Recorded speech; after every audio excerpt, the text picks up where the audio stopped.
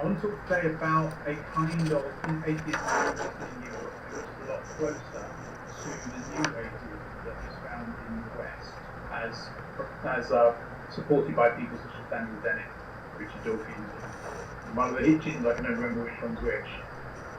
And that's Charvak. Now, Charvak is loosely described as a Hindu philosophy, but that's only a Hindu philosophy in the sense that it's similar, it's in the Indian strand of thought. The Hindus themselves regard it as a Nastika form of philosophy. I said before about the Samkhya is that it's considered to be Astika. In other words, it believes in revealed knowledge from the Vedas, even though I think that's faulted on. That claim has never been made of Charvak. Charvak is a materialistic philosophy, and it is based on the idea that there are no valid inferences apart from perception. Perception is the only source of knowledge. So it will reject the Vedas, for example, as just a load of useless nonsense, which is sort of similar to the new atheistic rejection of sacred texts as well. And it sees various things as dubious. But the actual process of rejecting inference itself is quite extreme, and probably more extreme than the new atheism. It's interesting because it's also similar to Epicureanism in that it sees pleasure as the end.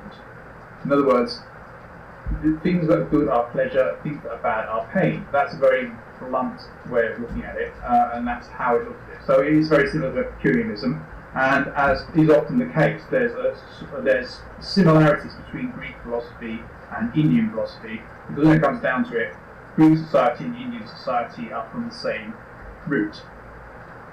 The difference between the new atheism and the associations with it in terms of value, which obviously are not implied by the new atheism, but often implied in new atheism, are that although Charvak is materialistic, it's also hedonistic.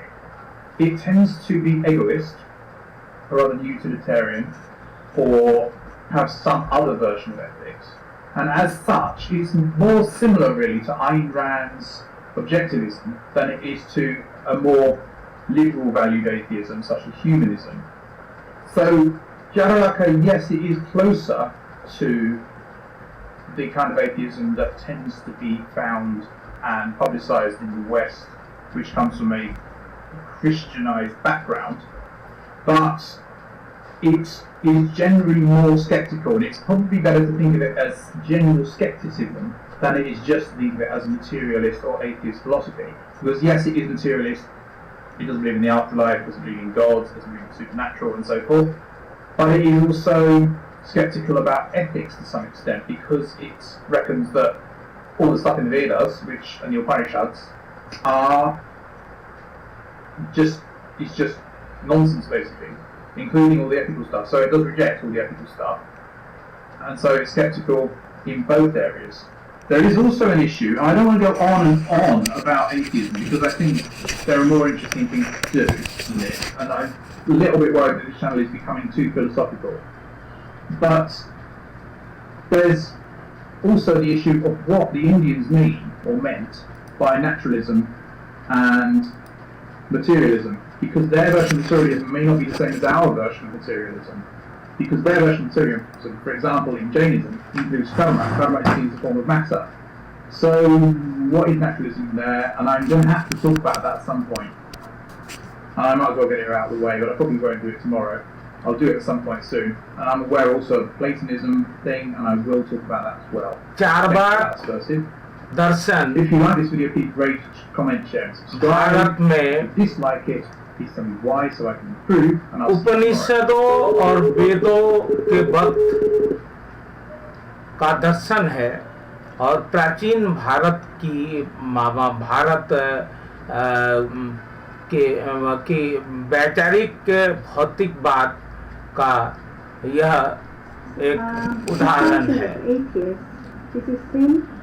The controversy of atheism is translated into Islamophobia just before the Gulf War with satanic verses. And hundreds of schools in India. I've taught maybe 500 schools in UK. And I do surveys in UK, I survey. I ask them, especially with 16 to 18 age group, when you are dealing with 11-year-old children, you ask them, do you believe in religion? They'll go, yes. They all go, very enthusiastic, and Christian, and really enjoy. just I am showing you. I talked yesterday about the Hindu philosophy of Samkhya, and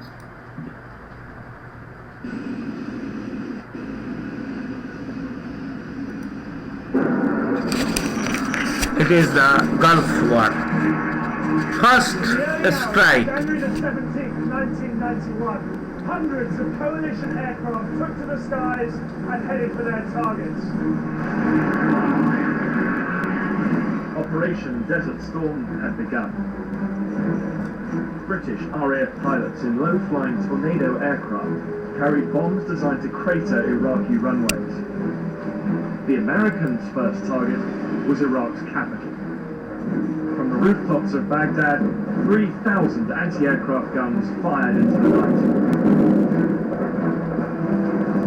Flying straight into this wall of fire were 8 American bombers. They were so sophisticated that the Saudis had nicknamed them ghosts. The F-117 stealth bomber was designed to be invisible to radar. But this was its first test in major combat. The stealth's first target was the main communications tower in Baghdad. At exactly 3 a.m., the pilot in the lead aircraft pushed the button and a 2,000-pound laser-guided bomb descended on its target.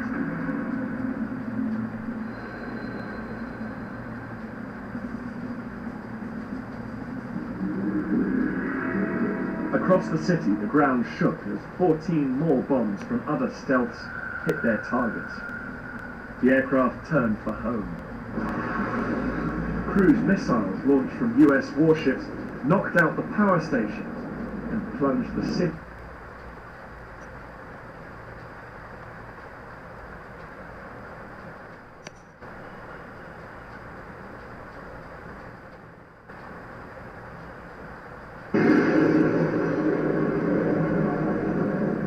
On January 17, 1991, a U.S.-led coalition launched a massive air war in response to the Iraqi invasion of Kuwait. Operation Desert Storm had begun.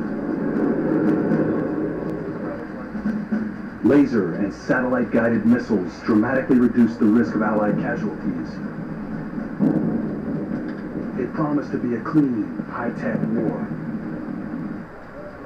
Iraqi President Saddam Hussein vowed to retaliate.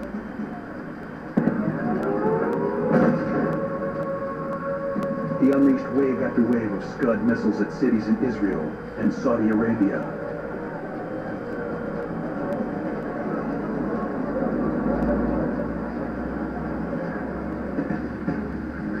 Airstrikes proved useless against the Scuds. The missiles were mounted on mobile launchers and eluded aerial surveillance.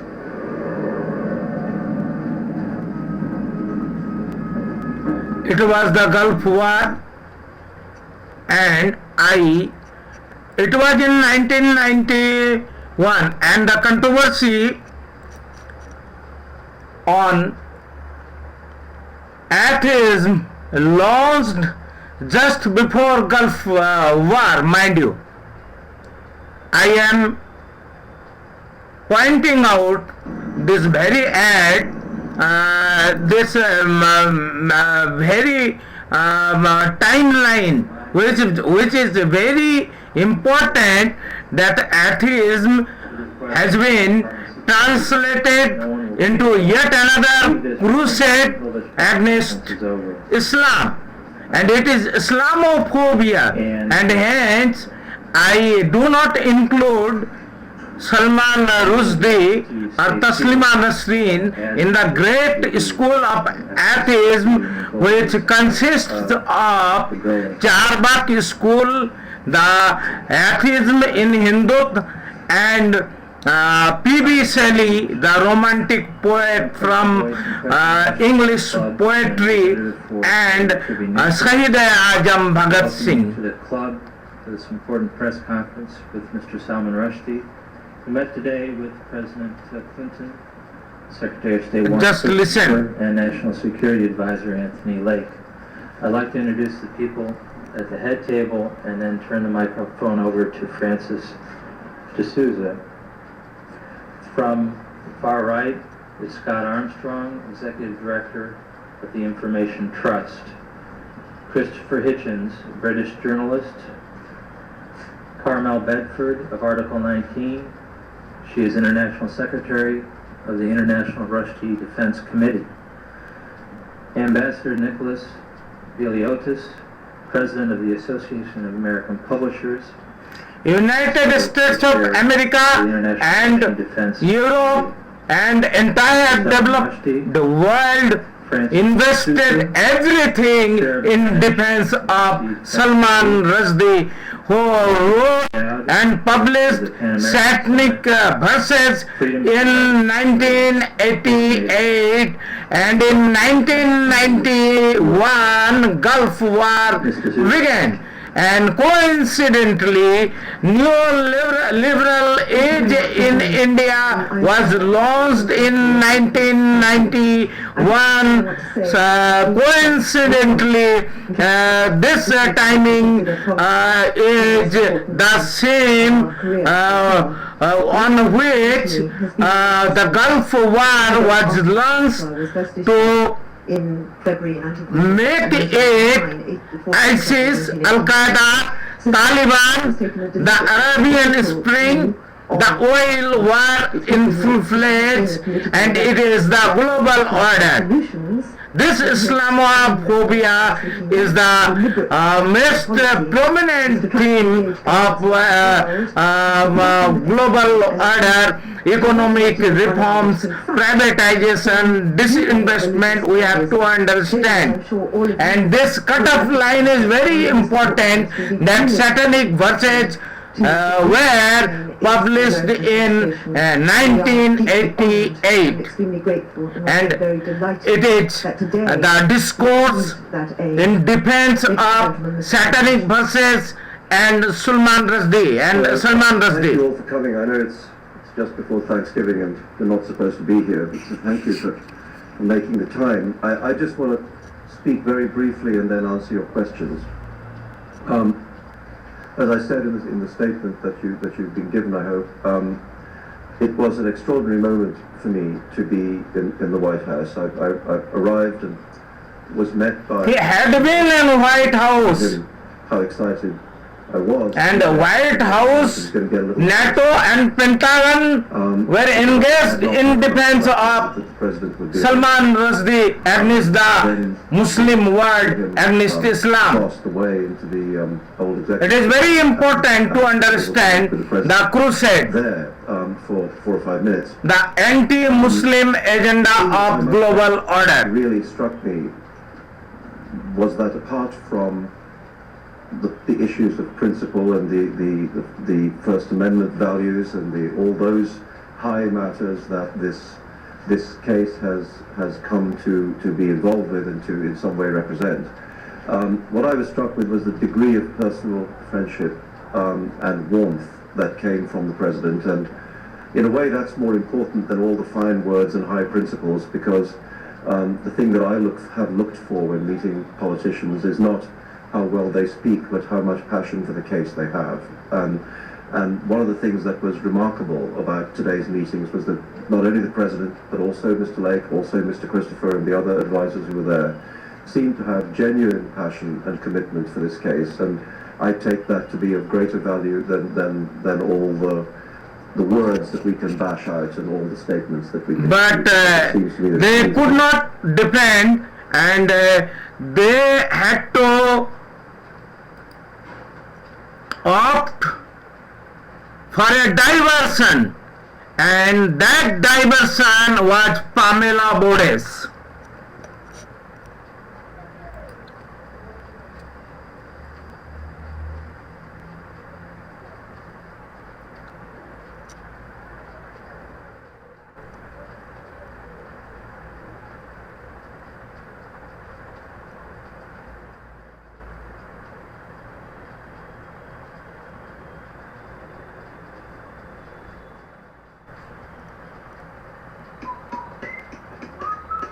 The same hotel,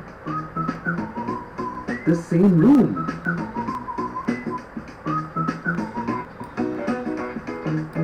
But two different prices. Why pay more? Find your ideal hotel on Trivago. Because Trivago compares more than 150 websites, you can be sure to find your It is ideal hotel NDTV. for the best price. Hotel Trivago. This is NDTV, and you're watching Classics.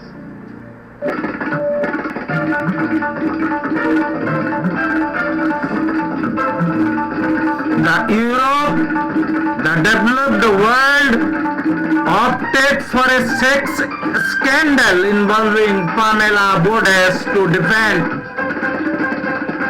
Salman Rushdie and to divert. For our main stories in the world this week, we have President Gorbachev makes a major speech in which perestroika reaches out to Soviet agriculture. It is also important, perestroika and glasnost. Raised in England, but will she spill the beans? After yet another meaningless killing of school children in California, President Bush clamps down on the import of semi-automatic weapons. And more action from around the world in our sports section. Perestroika strikes again, this time at the heart of the agricultural sector in the Soviet Union. In a major speech this week, President Gorbachev called for sweeping reforms, which in essence mean that instead of collectivized farming, Soviet farmers will now be able to till their own plots leased from the states for life.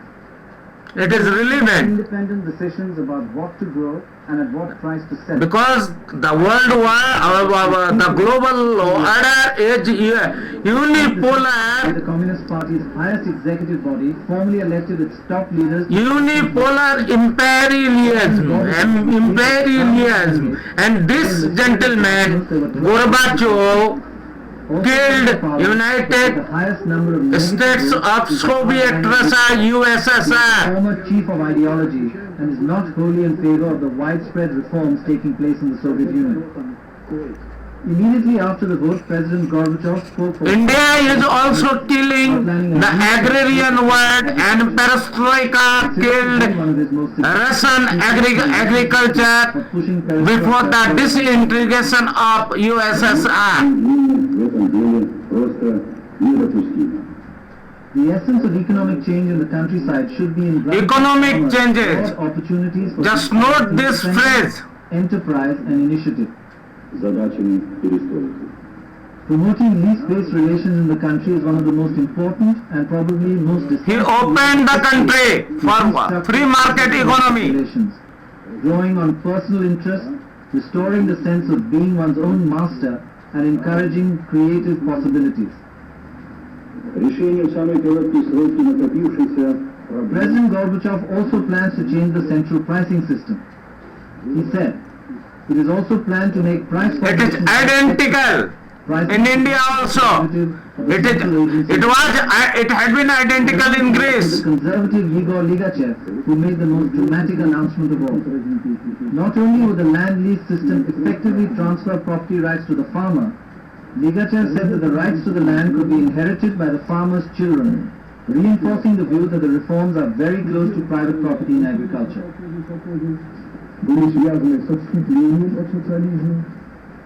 He said that leases could be signed for any period of more than 5 years and be passed on to succeeding generations of farmers. How much these new proposals will change Soviet agriculture is not clear. This is the famous Lenin Collective Farm just 30 miles outside Moscow.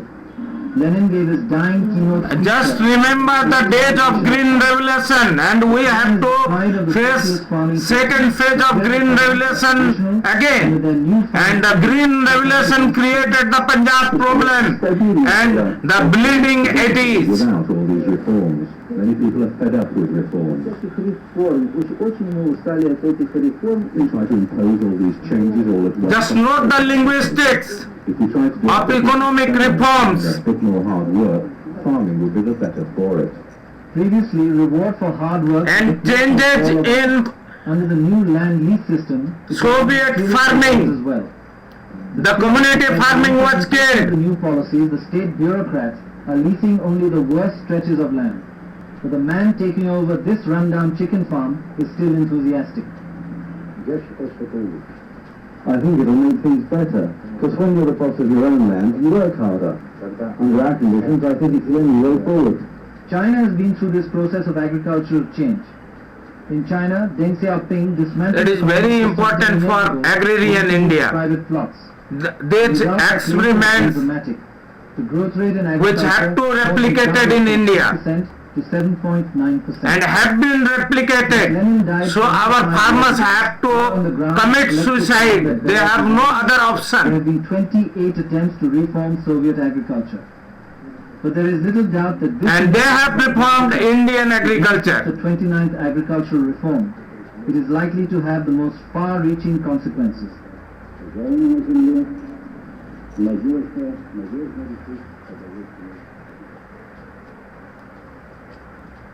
The food wars rage on. First we had the EEC versus the US meat war, followed soon after by the listeria hysteria in Britain over cheese from France. This is Pranay, the anchor, The US Embassy in the San Diego first City prominent anchor on Indian In a television, few days, poisoned fruit would be exported to America.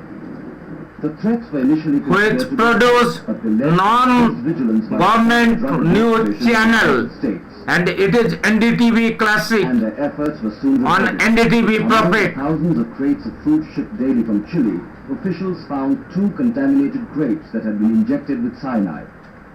The discovery immediately created panic all over the country. All fruit from Chile was removed from the shelves of supermarkets and shops. Although the cyanide found was not enough to make even a small child sick, the United States banned all imports from Chile. Canada, Japan and Hong Kong followed suit, and the East... The game continued. ...similar action. The game continued. We have seen so many cases in India also. And demonstrating that the fruit was safe. The products withdrawn, banned, and the products relaunched. Similar demonstration. I have not to name. Saying that the embargo was a catastrophe, like an earthquake. For 5 days the suspension continued, with devastating effect on Chile. It failed to export 5 million crates of fruit, the country's second largest export. This amounted to a loss of $200 million. Thousands of workers lost their jobs, and officials said it would take $850 million to repair the damage. Pinochet dispatched his foreign minister, Hanan Philippe Irazuriz, to the United States.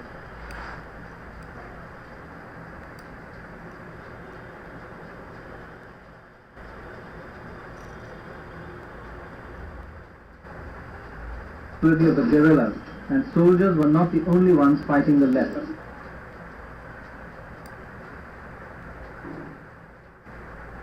Human rights. These elections, the 6th nationwide vote since 1982. Okay, I am not getting Pamela Bodes here. Rather, I should look another. You should know Pamela, who Pamela Bodes is. Pamela Bodes, they say you compromise national security. What was your part in international arms deals? Pamela, how did you get your job in the House of Commons? Just recognize this lady Pamela Bodes, who saved Salman Rushdie, United States and Europe and developed world, engaged in Crusade.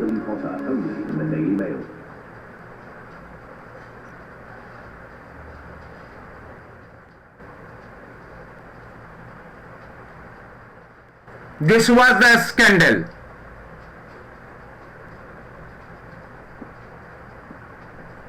That he was paid to take this case with due gravity, and it was the jury's duty to take it seriously. That's just as well, because no one else will. The jury's verdict was a win, just about, for Andrew Neil, but the general verdict was that it was a hugely entertaining week full of smut and snobbery. The only important question that arose from the proceedings was not, what is fair comment, but who came out of it looking the silliest? Was it Andrew Neil? Damages of £1,000 and 60 pence for your employer is not exactly a resounding vindication of your reputation. When the judge was giving guidelines to the jury for the damages, he innocently asked, Should it be enough for him to enjoy a night out with friends at a tramp? He then went on to wonder whether the sum should be enough for a holiday, or a car, or a boat, or an investment. It was the debate Westthorn's remark after Satanic verses that more followed. in keeping with the general tenor of the And now, It was not even by a man of weekends at Primera Borders. Followers of the case now know that this cost £2,000, though they will also know that £1,000 would have got 2 quickies from the woman Mr. Neal described as Attractive, stylish and intelligent. the scene in Tramp where the fateful meeting occurred was gone over in what was surely embarrassing detail for Neal. Whilst Neal was in the nightclub, urgently debating a vital national topic with Lady Rothermere, Pamela joined in. Says Neal, I think she made some remarks about the political issue we were discussing. unfortunately there's no record of them, but the conversation then turned to cooking, and this led to the mixer.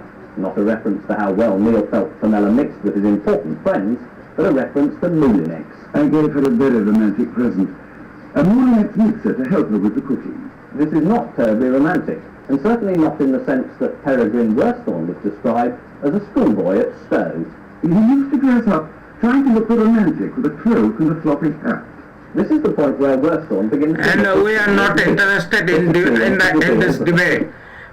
I am speaking on atheism and tracing the roots just because Taslima Nasreen claims that she is an atheist. Mind you, Taslima is a Bangladeshi writer and she used to write in all prominent Bangladesh daily newspapers, and her column was very rebellious, and it was voicing the tortured woman, the victim of religion, deprived of human and civic rights.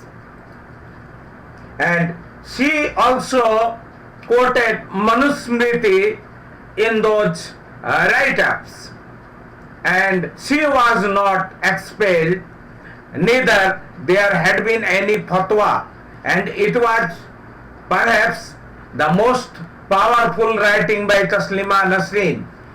Once she wrote Lajja, the theme is the persecution of minority Hindus in Bangladesh after Babri Mosque demolition. It was taken over by the Hindutva forces in India, and she had been supported by media and publishing houses, and she was made icon, and Lajja became the bone of contention which led to the fatwa and expulsion of Taslima Nasreen. And now Taslima Nasreen claims that she is not a Muslim, she is an atheist. And I have to discuss what is all about atheism and why neither Taslima Nasreen nor Salman Rushdie deserve to have a place in this discourse. First, I want to see an interview of Taslima Nasreen.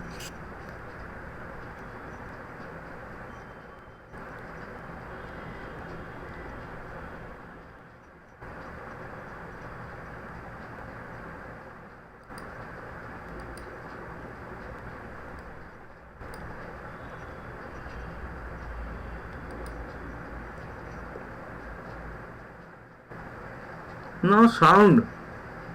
Okay, I should opt for another video on Taslima Nasreen.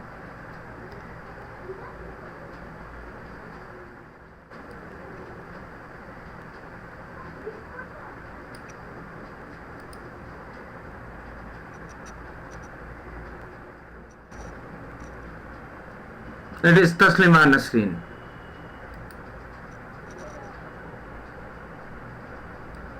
She is an excellent writer. She writes very good Bengali.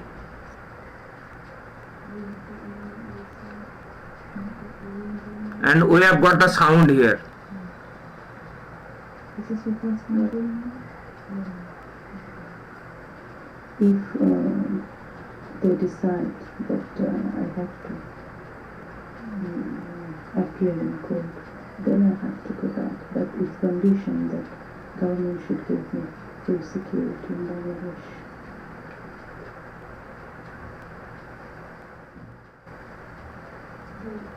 What if they can't promise you that? Then I don't know what will happen. If I go back to my country, if fundamentalists kill me, who will take responsibility? It was the earlier period of her exile. She has to cope with the European media because she was a doctor from Mymensingh, a remote area in Bangladesh, and she used to love speaking Bengali, and yet she had to speak in English. It was the early days, and now I am looking for if I get the latest one.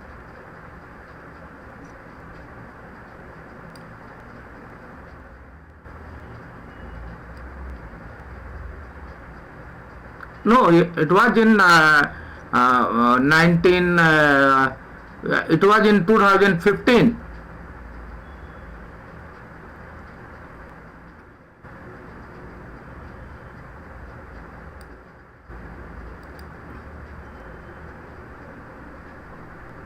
I think the sound would be something better, and it is in India. It is.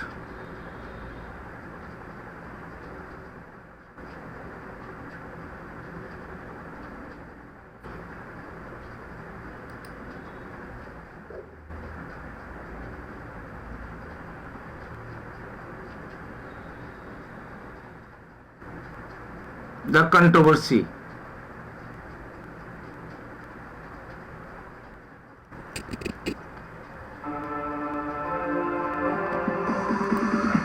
The most powerful car in its class now guarantees you peace of mind too. The Chevrolet Cruze, now with zero maintenance cost for up to 3 years, starts at 14.25 lakhs only. Chevrolet, find new roads. What is Taslima's standpoint is? She is not speaking on atheism all the way. She is speaking against Islam all the way. That's the problem. Salman Rushdie is not dealing with any philosophy. Charvak dealt with the philosophy of materialism, the philosophy of denial of the divine. As Salman Rushdie, Taslima Nasreen also spoke only against Islam. It has nothing to do with atheism, mind you.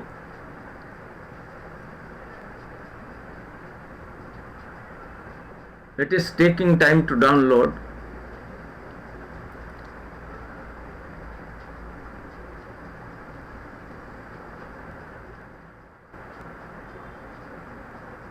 Okay, I am not getting it. Let us forget this. I have to go to Charvak Darshan, and that is very interesting, and it is academic video. The whole system. Few things I would like to remind you so that you can also have a background in your mind. The last class on Charvaka philosophy, we have discussed a little background of Charvaka and who has given the Charvaka name and how Charvaka philosophy comes, how the Charvaka philosophy comes under the heterodox system, why it did not accept Vedas. At the last point, we have also discussed Charvaka believes perception. For them, perceptual knowledge is the valid knowledge. No other source of Charvak is quite different from Salman Rushdie and Taslima Nasreen. Perception not limited to the visualization only. Shelly is also quite different, and Shahid-e-Azam Bhagat Singh is also materialist. Mental activities or mind as a sixth sense organ comes under the perception. What they mean is that the knowledge that we acquire or gains for the five sense organs plus mind will be considered as a valid knowledge or authentic knowledge. Further, they said that though mind activates all the time, still all the knowledge but जीवेत सुखम जीवेत रीनम कृता घृतम पीवेत भस्मीभूतस्य देहस्य पुनरागमनम कुतः त्रवेदस्य कर्तारो भंड धूर्त निशाचरा. Cannot be considered as a valid knowledge because ये लीलाधर शर्मा पांडे जी ने ज्ञान गंगोत्री में इस श्लोक को संकलित किया है और इसका मतलब है मनुष्य जब तक जीवित रहे, मनुष्य जब तक जीवित रहे तब तक सुखपूर्वक जिए, ऋण करके भी घी पिए, अर्थात सुख भोग के लिए जो भी उपाय करने पड़े उन्हें करे, दूसरों से भी उधार लेकर भौतिक सुख साधन जुटाने में हिचके नहीं, परलोक पुनर्जन्म और आत्मा परमात्मा जैसी बातों की परवाह न करे, भला जो शरीर मृत्यु पश्चात भस्मीभूत हो जाए, यानी जो देह दाह संस्कार में राख हो चुके हैं उनके पुनर्जन्म का सवाल सवाल ही कहाँ उठता है. जो भी है इस शरीर की सलामती तक है और उसके बाद कुछ भी नहीं बचता. इस तथ्य को समझकर सुख भोग करे, उधार लेकर ही सही. तीनों वेदों के रचयिता धूर्त प्रवृत्ति के मस्करे निशाचर रहे हैं जिन्होंने लोगों को मूर्ख बनाने के लिए आत्मा परमात्मा स्वर्ग नरक पाप पुण्य जैसी बातों का भ्रम फैलाया है. Charvaka philosophy was composed during the Vedic period, mind you, and it is sustained even today despite the Manusmriti rule, and we should understand the phenomenon of inherent tolerism in Hinduism. Vedic period did not escape this Charvak darshan, and it is the tolerance we miss. And only last day Amir Khan spoke about that, and recently Anushka Shankar also spoke about that in Calcutta Film Festival. Every artist spoke about tolerance, including Big B, Amitabh Bachchan, Girish Karnad, and Shah Rukh Khan, Salman Khan, Amir Khan. Everyone is feeling the lack of intolerance. And in ancient India, while all the streams of humanities merged in one blood, the genetics of India, the genetics of Bharat, it was tolerance all the way, it was pluralism all the way, there was no scope of intolerance. And this intolerance, this very intolerance is nothing but Islamophobia created just before the Gulf War. And this timeline is very important, that Satanic verses has been published in 1988. Denial of the hegemony of divinity to do nothing with religion. I repeat, denial of the hegemony of divinity to do nothing with religion. If I say all men are mortal, Rama is a man and therefore Rama is mortal.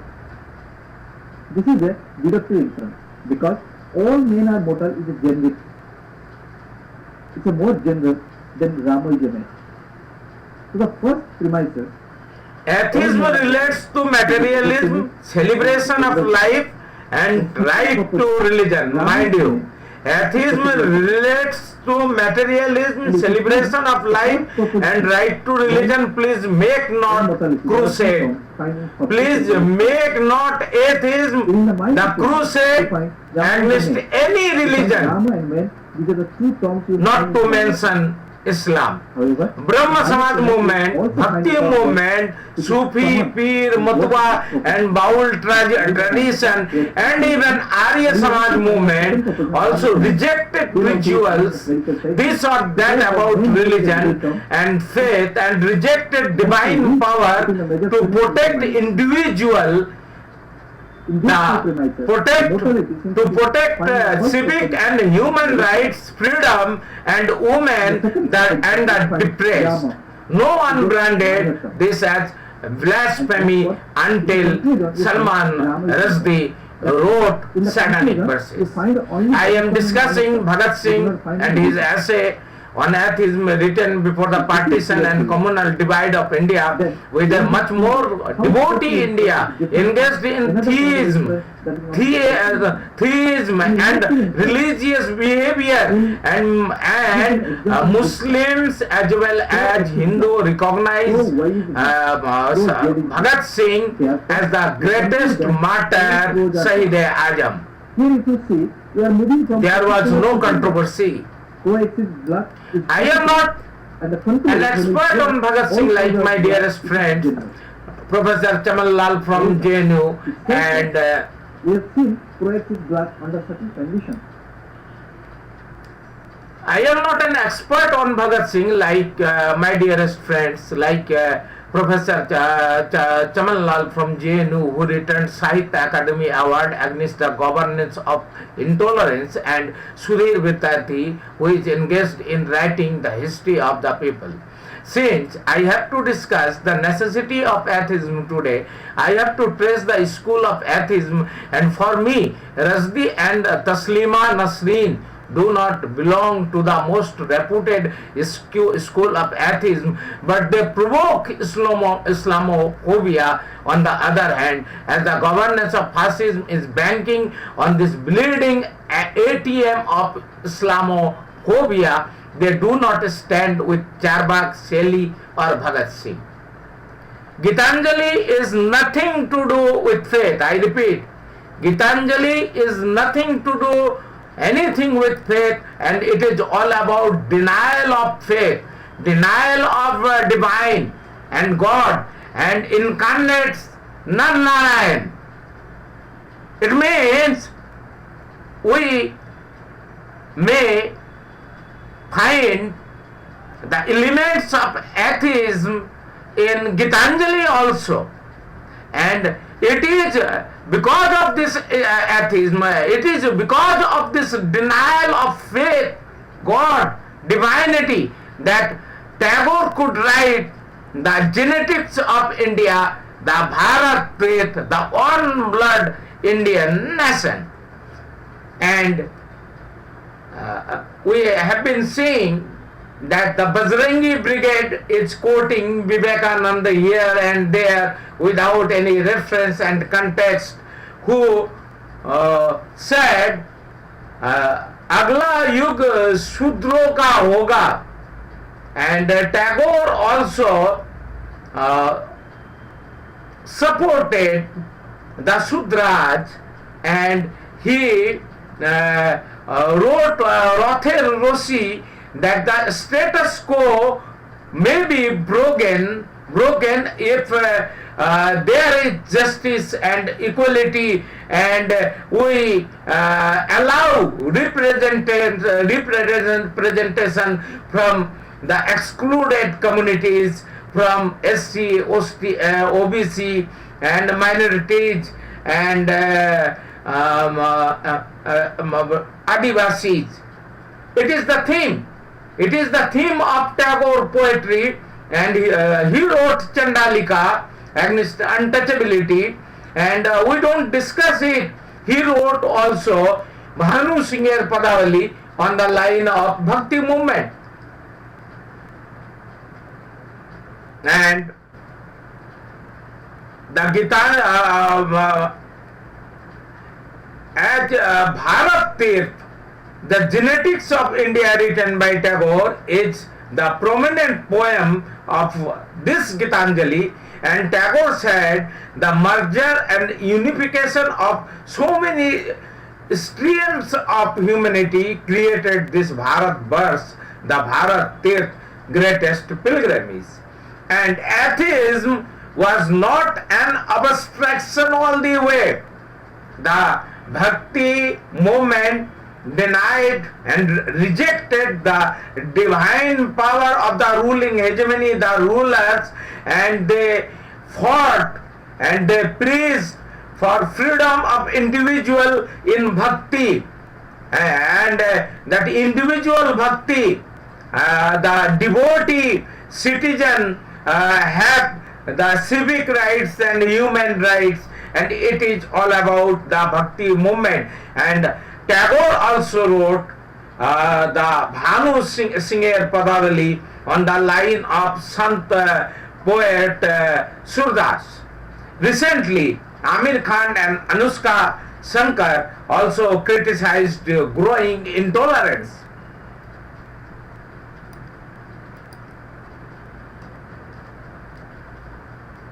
In this context, recently Taslima Rushdie, the exiled writer from Bangladesh now based in New Delhi, claimed that she should not be called a Muslim as she is an atheist. No problem. Anyone has every right to become atheist, and atheism is not in question to any specific, and atheism is not in opposition to any specific religion and faith of any community. It is a school of philosophy, materialist philosophy. Thus, we have to discuss Charvak. Charvak spoke for Rinam Krita Ghritam Pivet and denied the existence of any divine power. Charvak is not an individual, and it is Indian school of philosophy of materialism, most ancient during Vedic period, which rejected the theory of rebirth and insisted that life ends with death and you have to achieve nothing beyond death, which insisted that life ends with the death and you have to achieve nothing beyond death. Celebrate the life. Our tribal, indigenous, aboriginal lifestyle is all about the celebration of life. And our rural India, the agrarian India, the Desi India, the musicality of India is all about the celebration of life, and it is our sound design. It is the rhythm of life.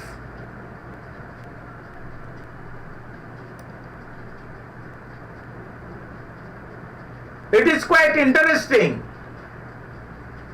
Charvak wrote against Vedas, and Charvak contradicted Vedic religion and ritual, and all Rishi and Muni who governed the regime, whatsoever regime, even the Raghu Vansh, Dashrath and Ram, everyone was ruled by Rishi and Muni, and Charvak contradicted the Vedic discipline, and Charvak also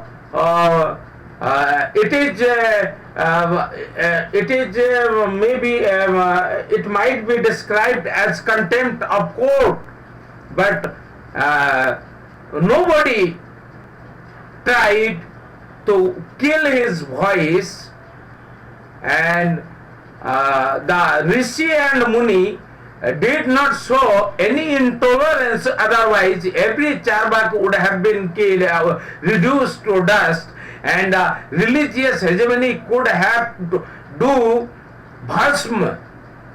They could reduce anyone to dust just touching their sacred Janu, Poita, without using the sword. And it is very important, we have no instance that any Gandhi, Kalburgi, Pansare or Davolkar had been killed in those periods. The murder of Sambhu, it is the episode in Ramayana written after Manusmriti, written after the Manusmriti discipline, the caste system, the exclusion, the ethnic cleansing economy enacted. And now we have to go to the definition of Charvak Darshan. This is Christian Bailotti who wrote it. The Charvaka school was a philosophical movement in India that rejected the traditional religious order by challenging the authority of the Vedas as well as the hegemony of Brahman priests. Contrary to the view that India has always been an entirely religious and spiritual land, the Charvak school is one of the most irreligious and skeptical system of thought ever devised. This school is considered part of the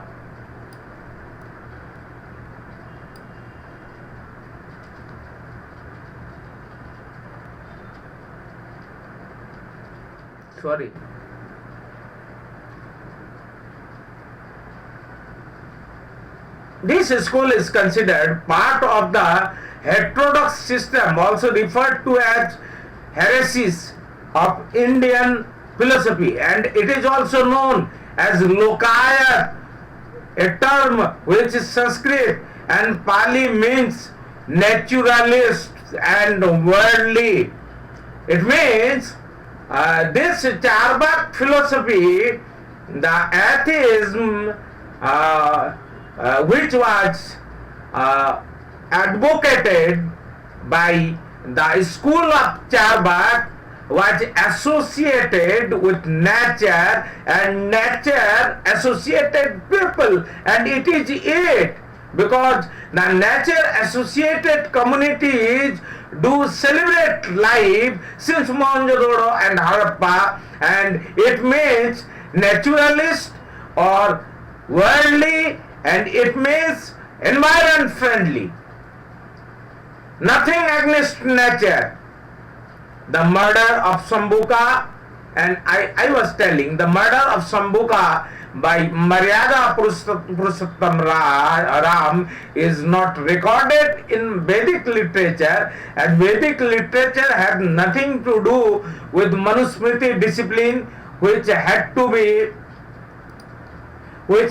be implemented by the mythical epic Ramayana and the mythical epic god Ram, Maryada Purushottam, because Manusmriti was written after the demise of Buddhist India in a counter-revolution to install caste system and undermine the equality and justice we achieved in Buddhist India and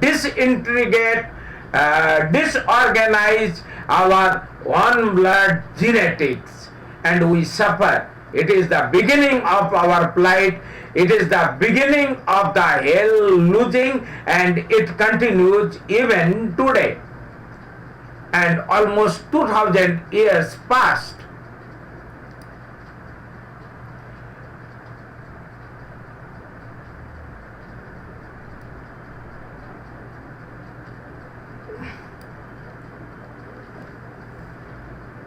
Yes.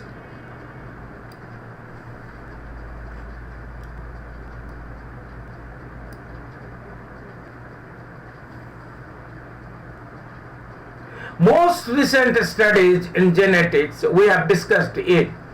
Most recent studies in genetics proved the unification and merger of humanity in ancient India will remain unblurred even today, despite the Holocaust, despite the continuous blood shed, despite the caste equations, despite the religious polarization. Even after the 100 years of war, Islamophobia was absent. Even after the 100 years of war, the Crusade, Islamophobia was absent until the oil war and the controversy about atheism in contrast to theism launched just before Gulf War, first with Satanic verses.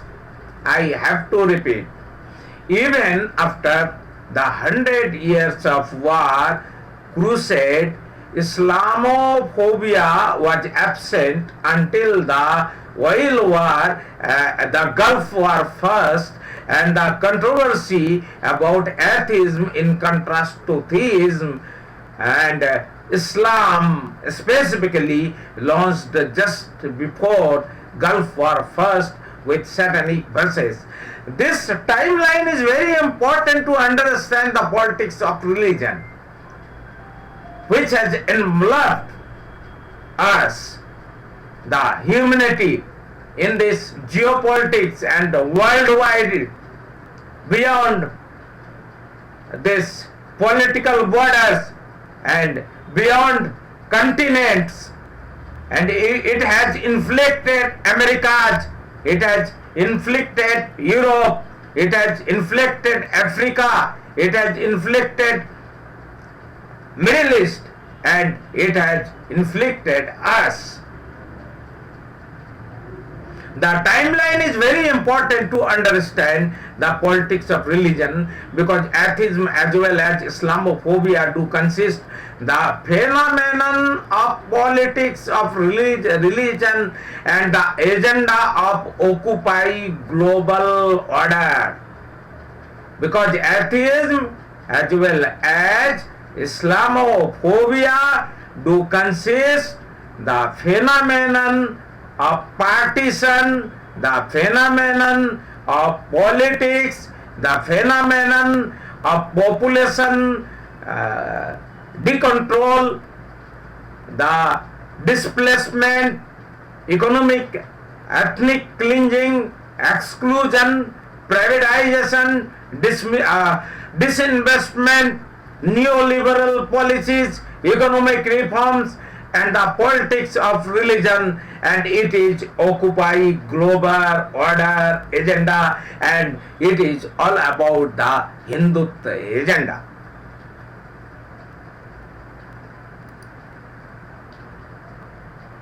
I myself am more or less atheist, and I have not to launch a crusade to prove it.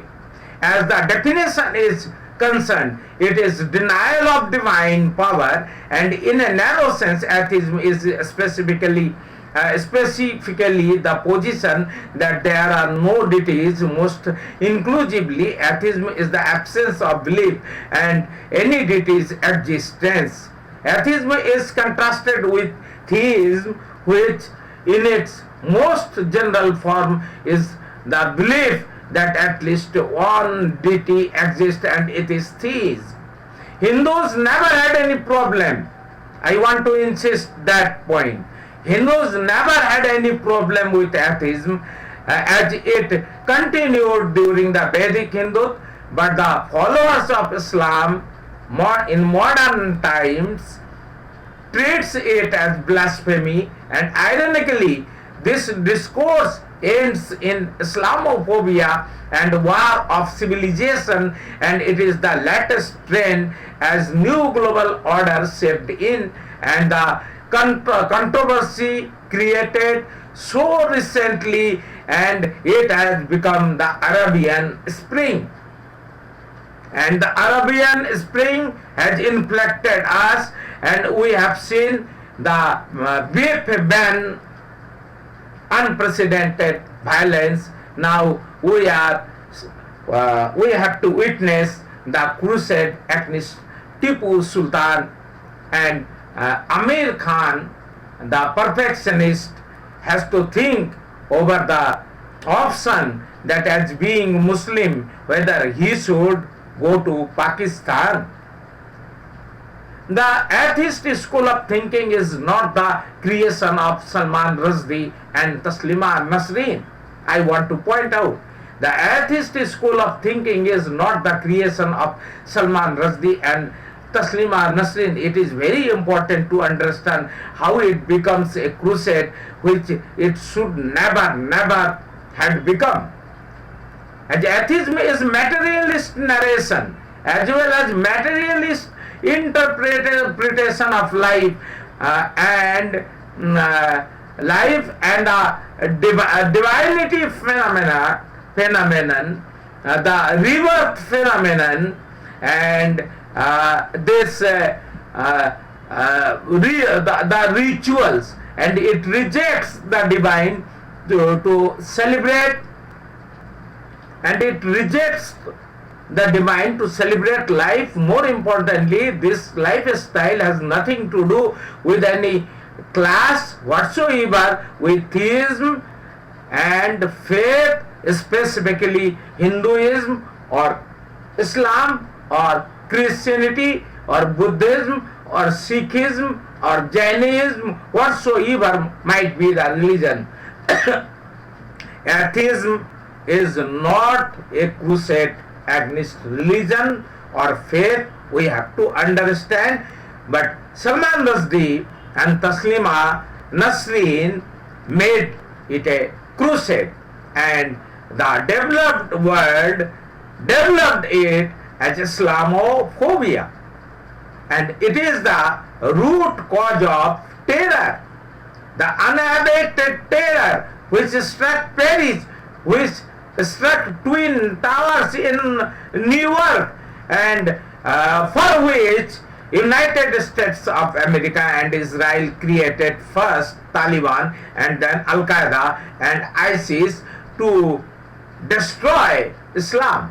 And it is all about atheism has developed, and it is not the atheism preached by Charvak, Shelly and Bhagat Singh.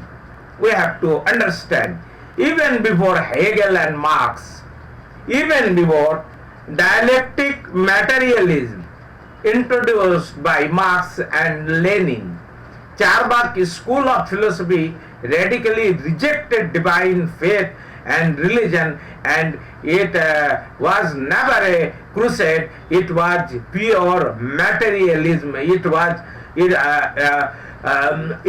materialism all the way. It was the celebration all the way.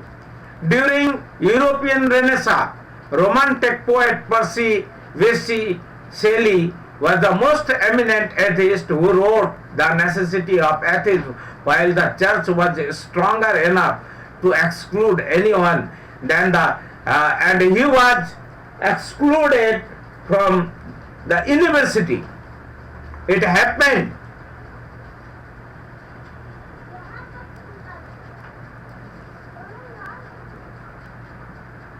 Then the church represented the divine theism and ruling hegemony, the king and the ruler all over the Europe, and the church was the owner of land, and there had been peasantry in Germany, England, and entire greater part of Europe, including France and other parts of Europe, and the Catholic religion was challenged for this, and this uprising of the peasantry ended the ownership of church. It happened in Europe, and despite all these contradictions, Shelley survived with his excellent poetry as well as with his essay, The Necessity of Atheism. We know Rushdie writing, which created unprecedented standoff even before the first Gulf War, he was anti-America. He criticized Kennedy's policy in Latin America. He supported Gaddafi, the ruler in Libya, and criticizing America. He wrote Midnight Children on communist and leftist line, and all of a sudden he wrote Satanic verses. The Gulf War, the first Gulf War,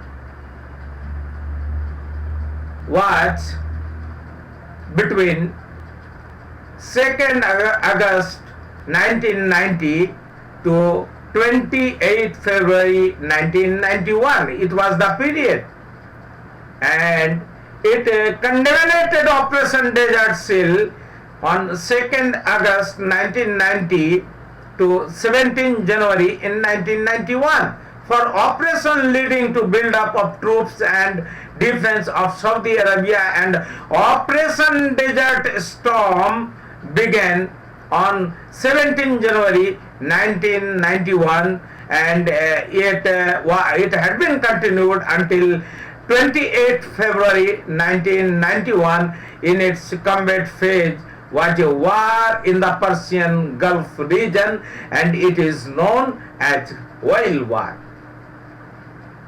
You would have the text, and you can, I have not to repeat it.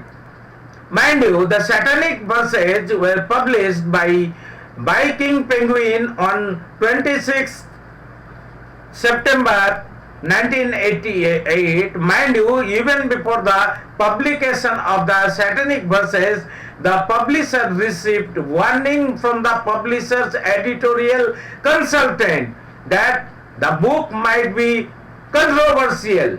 The editorial consultant was bypassed. The editorial consultant of the publisher was bypassed. Why? That's the question. Which force was behind the publication of Satanic verses? This is the question. The controversy had been ensured, and the Satanic verses controversy, also known as Rushdie affair, was the heated and frequently violent reaction of Muslims to the publication of Salman Rushdie's novel, The Satanic Verses, and now we have the recent cause, Shirley update, the cartoon that refueled the controversy yet again. And Satanic Verses, which first published in the United Kingdom, the ally of Gulf War, in 1988, many Muslims accused Rushdie of blasphemy or unbelief, and in 1989 the Ayatollah Ruhollah Khomeini of Iran issued a fatwa ordering Muslims to kill Rushdie. Numerous killings, attempted killings and bombings resulted from Muslim anger over the novel. The Iranian government backed the fatwa against Rushdie until 1998, when the succeeding government of Iranian President Mohammad Khatami said it no longer supported the killing of Rushdie. However, the fatwa remained in its place. United States of America and Europe, entire developed world, were doing everything in defense of this controversy. I have showed you the clipping, but they had to divert the controversy into an erotic scandal named as Pamela Bodes. Pamela Chaudhary Singh, born 1961 in New Delhi, India, known during her marriage as Pamela Bodes, is an Indian-born photographer and former Miss India who briefly hit the headlines in the United Kingdom. And mind you, the period in 1988 and 1989, again it is just before the Gulf War, as a companion of several public figures, including the editors of two upmarket Sunday newspapers. She has pursued a career as a professional photographer. And I have to see the time. Okay, now you would get origin and yearly development of Charvak Darshan, and then I have also included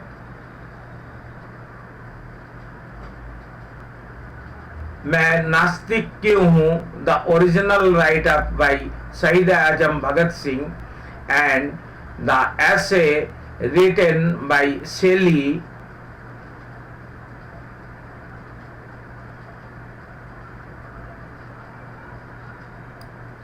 the necessity of atheism, and the Wikipedia write-up on Charvak Darshan.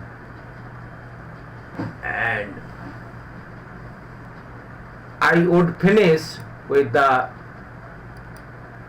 discussion with the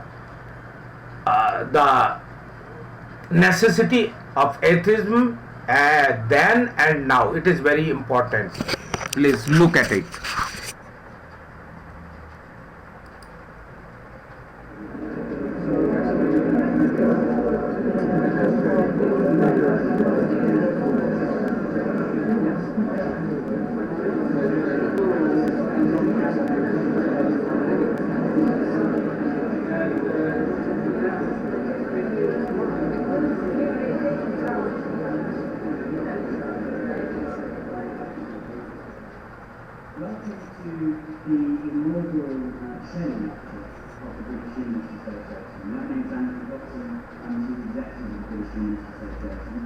We have a calendar of events through the year.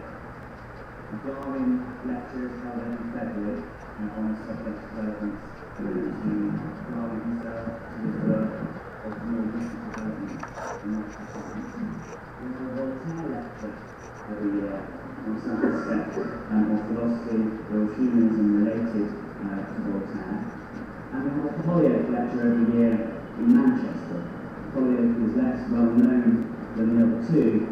He was a founder not only of the secularist movement in the 19th century, but also of the cooperative movement, and it's held in Manchester for that reason. This year we're adding the Shelley lecture, and it's our intention that the lecture should be given every year on some subject relevant not necessarily directly to Shelley, but to literary culture, perhaps to history, other aspects of Shelley's life or what he stands for as they relate to humanism.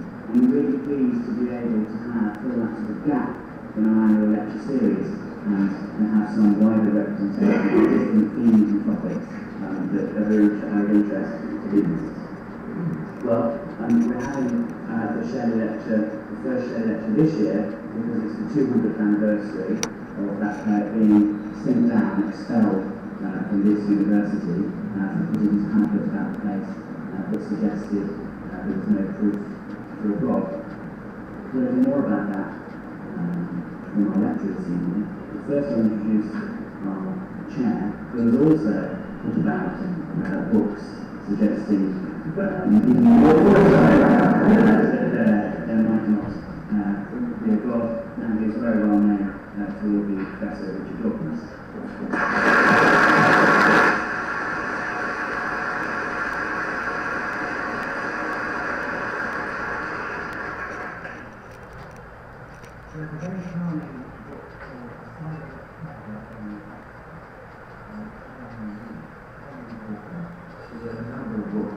Looking at the world through Chinese eyes, and The Silent Traveller in Oxford is a lovely book with beautiful Chinese-style pictures of Oxford, and one of them is a picture of what he labels a pair of freshmen, sort of bounding the staircase in their college.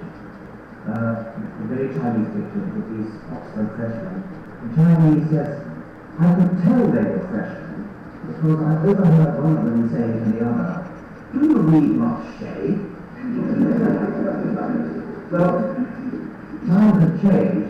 Not that people don't read Shelley anymore, but it's unlikely that you would identify a freshman by his habit of reading Shelley.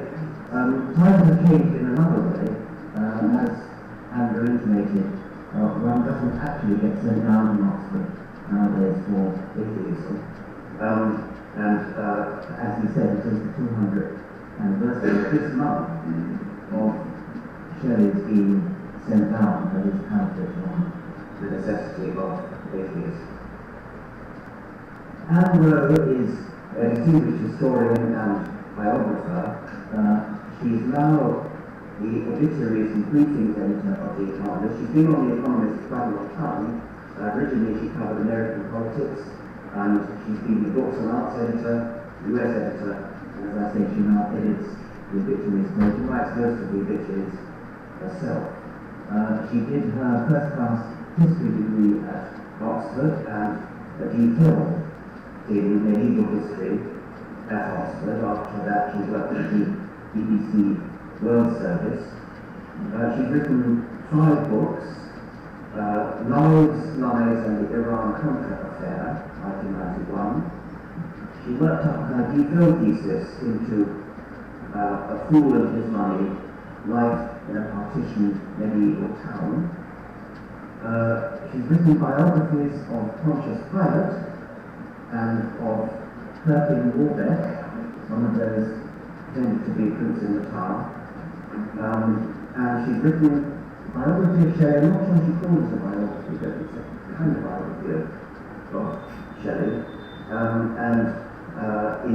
I would be including this the link of the video, and I want to show you another video on Bhagat Singh.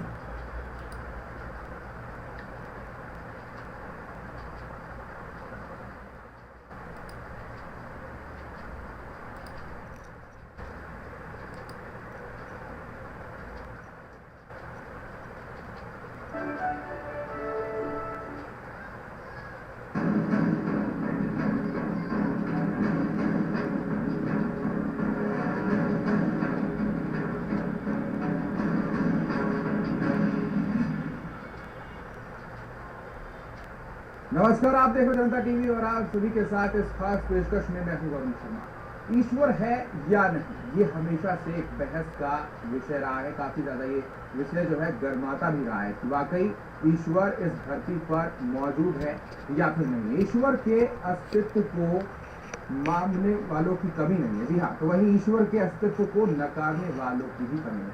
वैज्ञानिक तौर पर भी ईश्वर के अस्तित्व को साबित करने की लगातार कोशिश होती रही है, लेकिन अभी तक इस बात का कोई सही प्रमाण नहीं मिला है कि कोई ईश्वरीय शक्ति है या फिर नहीं। लेकिन फिर भी ईश्वर पर यकीन करने वालों का मानना है कि इस सृष्टि को चलाने वाला ईश्वर ही है और उसने ही इस सृष्टि की रचना की है और वही इस सृष्टि को चला भी रहा।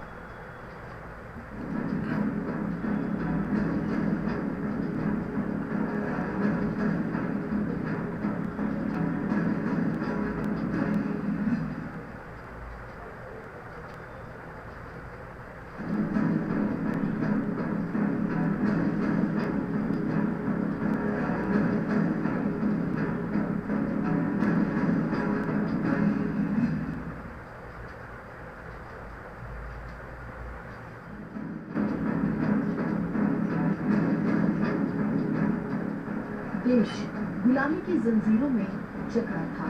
अंग्रेजी हुकूमत अन्याय और अत्याचार की सारी पराकाष्ठा को पार करती जा रही थी। भारत माता अंग्रेजी शासन के हाथों में सिसक रही थी। वीरों की भूमि भारत गुलामी का दंश झेल रही थी। लेकिन इस सब के बीच 28 सितंबर 1907 को पंजाब की वीर भूमि पर शहीद आजम भगत सिंह ने जन्म लिया।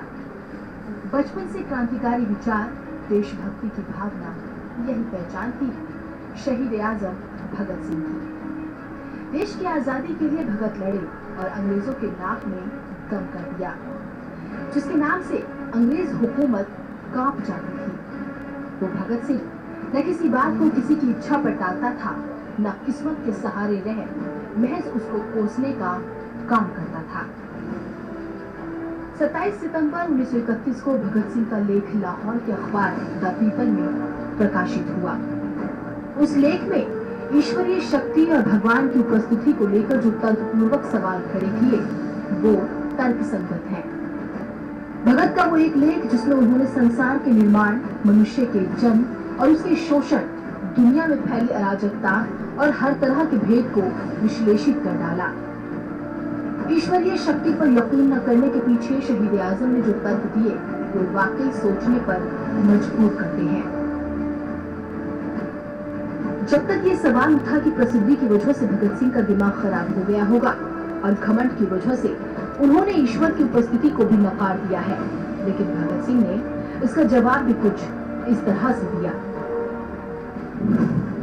मेरा नास्तिकतावाद कोई अभी हाल की उत्पत्ति नहीं है। मैंने तो ईश्वर पर तब यकीन करना छोड़ दिया था जब मैं एक अप्रसिद्ध नौजवान था। भगत सिंह के इस कथन ने अनावश्यक अहंकार की बात को सिरे से नकार दिया। भगत सिंह ने शुरुआती दौर में ईश्वर के अस्तित्व को नकार पाने की हिम्मत न होने की बात कबूल की। उन्होंने साफ लिखा कि ईश्वर के अस्तित्व को पूरी तरह नकार पाने की हिम्मत न कर पाना निश्चित ही साहस का अभाव था। भगत सिंह ने जब विश्व क्रांति के इतिहास के बारे में पढ़ा तो न कोई रहस्यवास बचा और न कोई अंधविश्वास, और ईश्वर पर भरोसा करने की आदत ने खुद पर भरोसा करने की आदत का रूप ले लिया। लेकिन इस आदत को हमेशा ही अहंकार का नाम दिया गया। उन्होंने साफ तौर पर कहा, हमारे पूर्वजों ने किसी परम आत्मा के प्रति विश्वास को बना रखा है और कोई उस विश्वास को चुनौती देता है तो उसे विधर्मी और विश्वासघाती कहा जाता है। भगत सिंह का एक तर्क जिसने वाकई में नास्तिकता को लेकर उनकी सोच पर विश्वास जताया। भगत सिंह ने लिखा कि ईश्वर पर मेरे विश्वास न करने ने सारा वातावरण शुष्क बना दिया है, लेकिन मेरे भाग्य को किसी उन्माद का सहारा नहीं चाहिए। मैं यथार्थवादी और अपने विवेक के दम पर अंतर प्रकृति पर विजय चाहता हूं। भगत सिंह के कथन का अर्थ निकाले तो कुछ यूं निकलता है कि अंधविश्वास मानवता के विकास को जड़ बनाने का दोषी है। सिर्फ विश्वास और अंधविश्वास खतरनाक है। ये मनुष्य को मूढ़ और प्रतिक्रियावादी बना देता है। ईश्वर के अस्तित्व को लेकर भगत सिंह ने कुछ ऐसे सवाल उठाए जो वाकई तर्कसंगत हैं। यदि आपका विश्वास है कि एक सर्वशक्तिमान, सर्वव्यापक और सर्वज्ञानी ईश्वर है जिसने विश्व की रचना की, तो कृपया मुझे बताएं कि उसने ये रचना आखिर क्यों की। एक ऐसी दुनिया की रचना क्यों की जिसमें कोई भी संतुष्ट नहीं है, और कृपया ये ना कहें कि ये भी उसी का नियम। यदि वो किसी नियम से बंधा है तो वो सर्वशक्तिमान नहीं, वो भी हमारी तरह नियमों का दास है। भगत सिंह दुनिया में व्याप्त हिंसा, अराजकता और मौत के खेल को आधार बनाकर जो तर्क दे गए वो वाकई सोचने पर मजबूर करने वाले हैं। हिंसा, दुख, अत्याचार और मौत को लेकर भगत सिंह ने जो तर्क दिए वो कुछ इस तरह थे। जब ईश्वर सर्वशक्तिमान तो संसार से दुख, तकलीफ, अन्याय, अत्याचार को मिटा क्यों नहीं देता? और अगर ऐसा नहीं कर सकता तो उस चेतन परम आत्मा ने विश्व की रचना क्यों की? क्या महज आनंद लूटने के लिए परमात्मा ने सृष्टि की रचना की? जाहिर तौर पर ये सवाल वाजिब ही है जो भगत सिंह ने उठाया था। तो क्या परमात्मा भी महज एक तमाशबीन है? जब चंगेज खान लोगों पर अत्याचार करता था तो नीरो सरेआम लोगों की हत्या कर रहा था, और इसी पर भगत सिंह ने सवाल करते हुए पूछा कि ईश्वर को बुलाओ और वर्तमान परिस्थितियां दिखाओ। क्या इन्हें देखकर वो कह सकता है कि सब ठीक है? भूख से तड़पते लाखों इंसान अत्याचार को कितनी बेबसी से देख रहे हैं, मानव शक्ति की बर्बादी देख रहे हैं। इस बर्बादी को देखती व्यक्ति सहर उठेगा, उसको सब देखने दो और फिर कहने दो सब ठीक है। क्यों और कहां से? यही मेरा प्रश्न है, तुम चुप हो।